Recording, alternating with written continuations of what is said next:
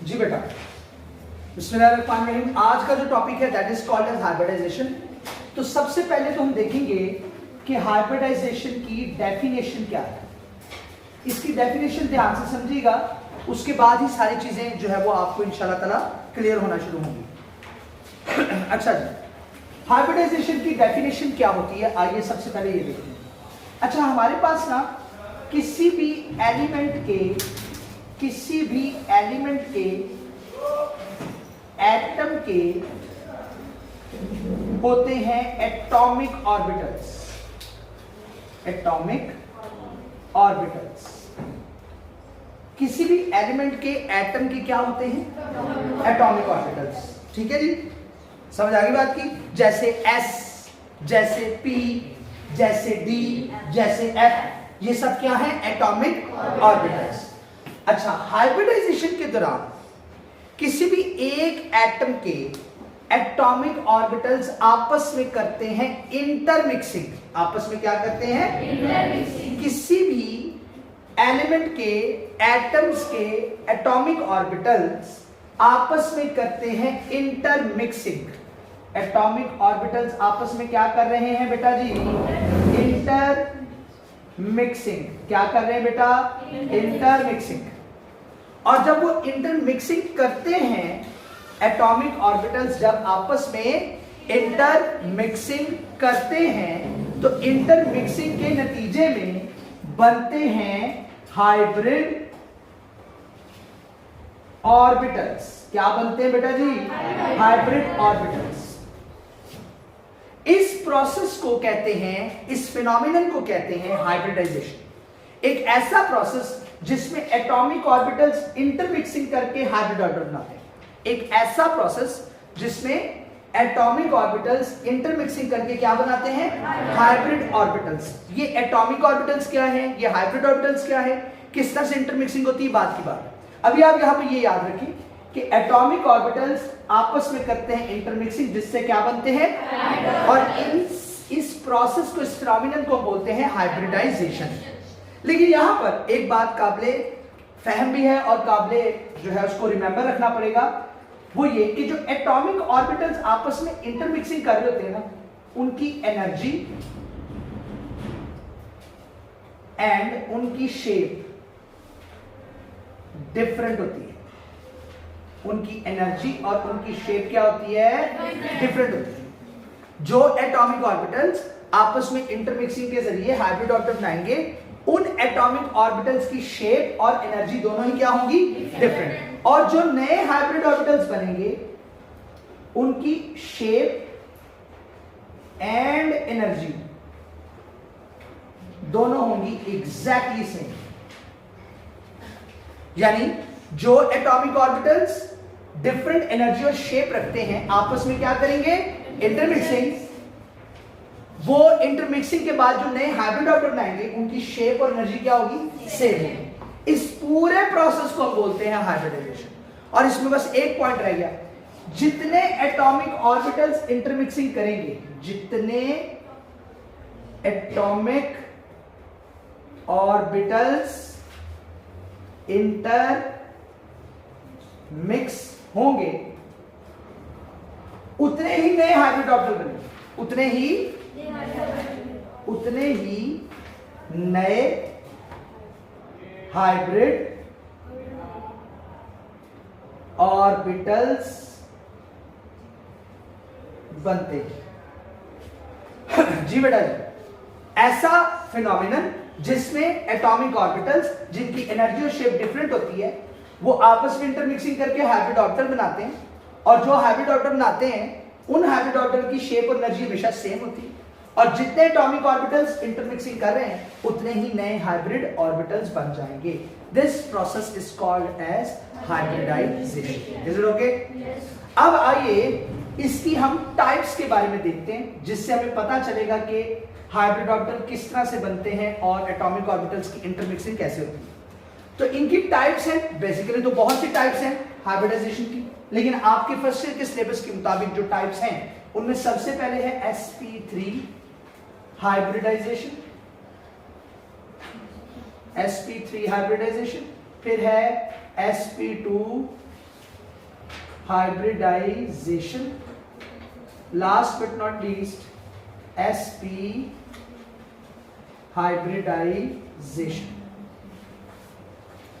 ये बेटा 3 टाइप्स हैं. आपको याद है मैंने चौथे चैप्टर में आपको एक स्ट्रक्चर पढ़ाई थी, स्ट्रक्चर ऑफ डायमंड. वहां पर आया था कि each carbon atom in diamond is sp3 hybridised. याद? और मैंने कहा था इसको मैं छठे चैप्टर में तफसील से बताऊंगा. हाँ, आ गया छठा चैप्टर और आगे sp3 हाइब्रिडाइजेशन. तो आज आपको पता चलेगा कि वहां पे कार्बन sp3 हाइब्रिड कैसे था. तो सबसे पहले हमने देखना बेटा जी sp3 हाइब्रिडाइजेशन. sp3 हाइब्रिडाइजेशन ये हमारा पहला टाइप है हाइब्रिडाइजेशन का. अच्छा, इसकी डेफिनेशन को समझाने से पहले I will talk about it's example. और इसकी एग्जांपल जो हमारे टेक्स्ट बुक में सबसे पहले दी गई है उसका नाम है मीथेन. मीथेन का फार्मूला होता है बेटा जी CH4. ठीक हो गया जी. अच्छा, अब देखिए यहां पर ये मीथेन का फार्मूला चीख कर बता रहा है कि इसमें मीथेन में कार्बन जो है that is actually a central atom. ये सेंट्रल एटम है और 4 हाइड्रोजन इसके इर्द गिर्द लगे हुए हैं. Is it okay? अच्छा, जब भी आपने हाइब्रिडाइजेशन लिखनी है ना, जिस मॉलिक्यूल की हाइब्रिडाइजेशन आपने एनालिसिस करना है उसके अंदर आपने सबसे पहले सेंट्रल एटम लेकर उसकी इलेक्ट्रॉनिक कॉन्फ़िगरेशन लिखनी है. सेंट्रल एटम की क्या लिखनी है? इसमें सेंट्रल एटम कौन सा है? कार्बन. तो कार्बन की इलेक्ट्रॉनिक कॉन्फ़िगरेशन लिख लेते हैं. कार्बन का एटॉमिक नंबर होता है 6. कार्बन का एटॉमिक नंबर क्या होता है? 6. अब मैं इसकी हाइब्रिडाइजेशन लिखता हूं 1s2 2s2 2px1 2py1 2pz0. जब कार्बन का 2pz0 हो that is called as ground state. इस इलेक्ट्रॉनिक कॉन्फ़िगरेशन को क्या कहेंगे? Ground state. जब भी कार्बन का 2pz0 हो तो इसको हम क्या कहेंगे? Ground state. यहां से एक इलेक्ट्रॉन प्रमोट हो जाएगा 2pz के अंदर, क्योंकि 2pz में कोई इलेक्ट्रॉन नहीं है. जब हाइब्रिडाइजेशन होनी होगी 2pz से एक इलेक्ट्रॉन 2s से एक इलेक्ट्रॉन प्रमोट हो जाएगा. कहां पर? 2pz. अच्छा, अब सामने सवाल पैदा होता है कि 2pz के पास कोई इलेक्ट्रॉन नहीं, 2py दे देता, 2px दे देता, 1s दे देता, 2s ही क्यों दे रहा है भाई? इन दोनों के पास तो पहले ही एक इलेक्ट्रॉन है, तो ये तो अपने देंगे नहीं. 2s या 1s ये दे सकते थे क्योंकि इनके पास कितने इलेक्ट्रॉन थे? 2. लेकिन प्रॉब्लम ये जो 1s है ये न्यूक्लियस के इंतहाई करीब है. इसका इलेक्ट्रॉन बहुत ज्यादा स्टेबल है न्यूक्लियस की ग्रिप में, लिहाजा न्यूक्लियस इसको आसानी से जाने. तो 1s के मुकाबले में 2s न्यूक्लियस से दूर है, तो इसका इलेक्ट्रॉन थोड़ा सा लूजली बॉन्डेड है, लिहाजा ये अपना एक इलेक्ट्रॉन 2pz के अंदर प्रमोट कर देगा. अब जो नई इलेक्ट्रॉनिक कॉन्फ़िगरेशन आएगी वो आएगी 1s2 2s1 2px1 2py1 2pz1. This is called as excited state electronic configuration. इसको हम क्या कहेंगे बेटा? excited state electronic configuration. Is it okay? अच्छा, अब देखिए, अब sp3 हाइब्रिडाइजेशन है ना. कौन सी हाइब्रिडाइजेशन है? यहां से ये 2s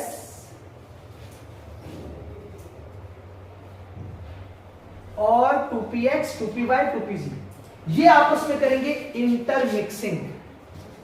क्या कर लेंगे बेटा? इंटरमिक्सिंग. क्यों करेंगे? जरा गौर फरमाएं. ये एटॉमिक ऑर्बिटल्स हैं. ये कौन से ऑर्बिटल्स हैं? एटॉमिक ऑर्बिटल उस ऑर्बिटल को कहते हैं जो एक ही न्यूक्लियस के इर्द गिर्द हो, जो एक ही न्यूक्लियस के, और उसमें अगर आप गौर फरमाएं ये चारों एटॉमिक ऑर्बिटल्स में इलेक्ट्रॉन की तादाद एक एक है, यानी ये थोड़े से अनस्टेबल हैं as compare to this one.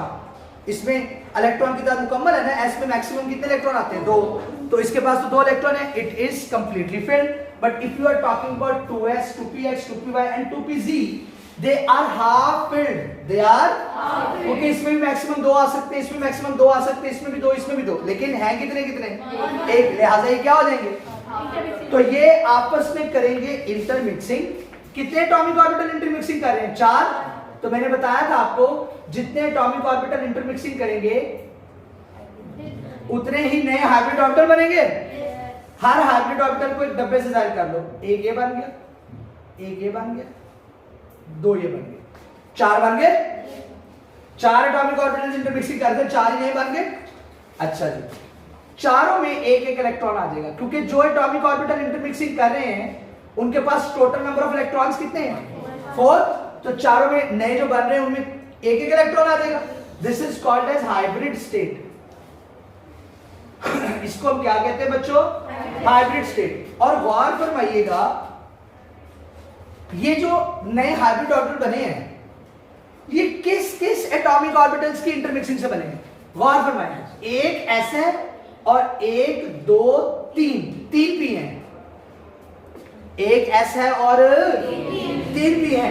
तो हम इनमें से हर एक बनने वाले नए हाइब्रिड ऑर्बिटल का नाम रख देंगे sp3 sp3 sp3 sp3। ये क्यों हमने sp3 रख दिया, क्योंकि चारों एटॉमिक ऑर्बिटल जो इंटरमिक्स हो रहे थे उनमें एक एस था और 3 तो अब जो नए हाइब्रिड ऑर्बिटल बनेंगे उनमें भी हर एक में S और P3 यानी एक S और 3 P का कैरेक्टर आ जाएगा। यानी हम ये समझ रहे हैं कि जो नया हाइब्रिड ऑर्बिटल बन रहा है इसमें से हर एक में 25% S कैरेक्टर है और 75% P कैरेक्टर है। समझ लगी बात की? हर एक हाइब्रिड ऑर्बिटल में S कैरेक्टर कितना है 25% और P कैरेक्टर कितना है। अच्छा, मैंने बताया था एटॉमिक ऑर्बिटल इंटरमिक्सिंग करेंगे जिससे क्या बनेंगे, एटॉमिक ऑर्बिटल इंटरमिक्सिंग करके जिससे क्या बन गए। मैंने कहा था जितने एटॉमिक ऑर्बिटल इंटरमिक्स होंगे उतने ही नए, जितने एटॉमिक ऑर्बिटल इंटरमिक्स हुए उतने ही नए हाइब्रिड ऑर्बिटल बन गए। लेकिन अभी ये नहीं पता चला कि इनकी शेप और एनर्जी सेम है या शेप और एनर्जी डिफरेंट है। अब मैं आपको बताता हूं। सबसे पहले 2s की शेप बनाएं। 2s की शेप बनाने के लिए we will take reference axis. आपने पढ़ा हुआ फिजिक्स में। लो ये देखो 2s की शेप होती है ऐसे, s स्फेरिकल होता है ना, दैट इज 2s। अब शेप बनाओ 2px की। अगला कौन सा था, 2px था ना। फिर से रेफरेंस एक्सिस ले लो जी, ये देखो ये आ गया 2px। अब ले लो 2py।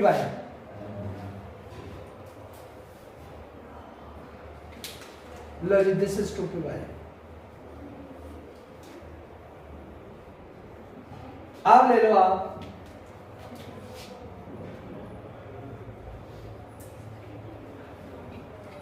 2pz।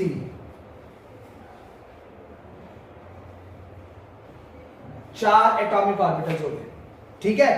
अब ये चारों एटॉमिक ऑर्बिटल्स आपस में करेंगे इंटरमिक्सिंग। क्या करेंगे, और कितने नए हाइब्रिड ऑर्बिटल बनाएंगे, 4। जो 4 नए हाइब्रिड ऑर्बिटल बनेंगे ना उनमें हर एक की शेप होगी ऐसे।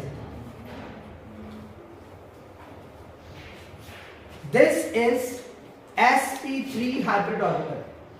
This is sp3 hybrid orbital.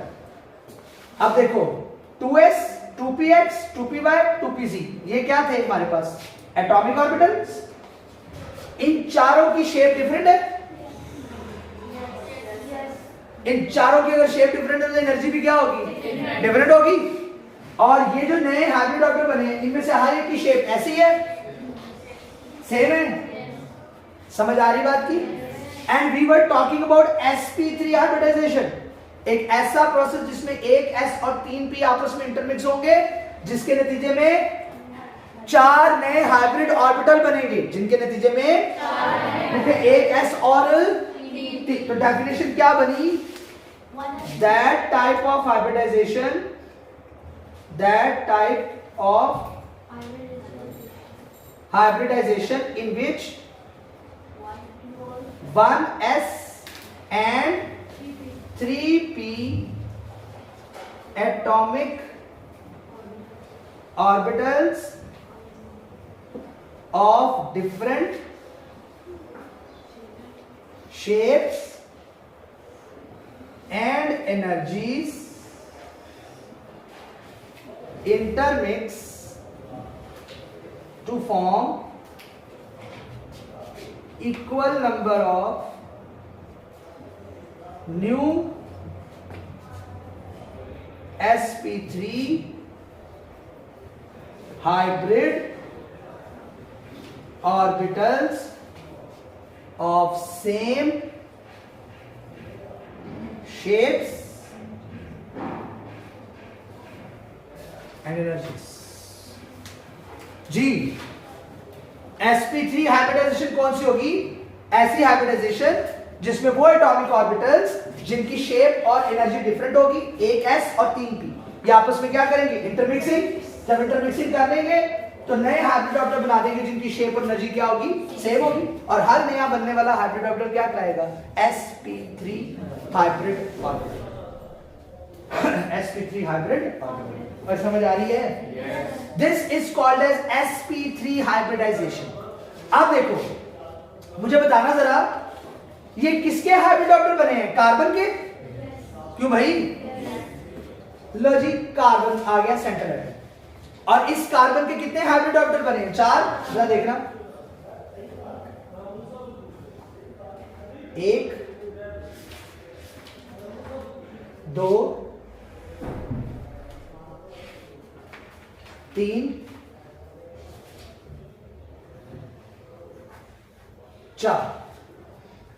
4 hybrid orbital बनते हैं। जब 4 हाइब्रिड ऑर्बिटल बनते हैं तो वो टेट्राहेड्रली बनते हैं। कैसे बनते हैं?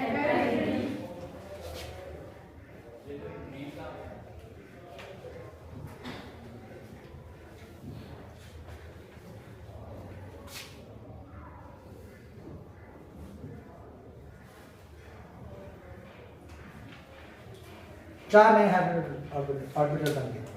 हर एक का नाम क्या है? sp3 sp3 sp3 sp3। और ठीक है, हर एक में कितने कितने इलेक्ट्रॉन? एक एक था ना?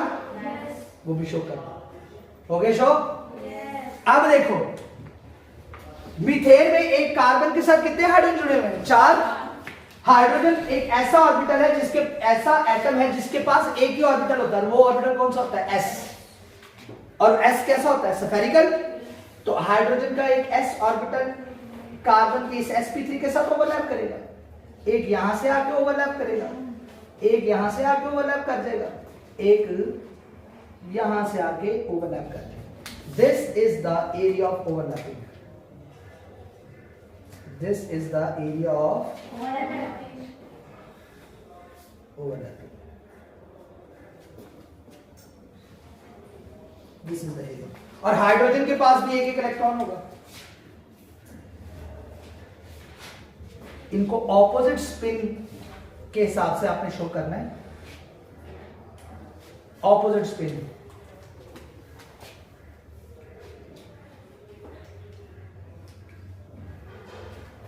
This is a tetrahedral structure of methane with the bond angle of 109.5 degree. 109.5 degree.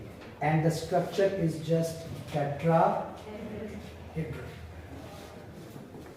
इसको प्लीज नोट कर लीजिए. That is all about the structure of methane.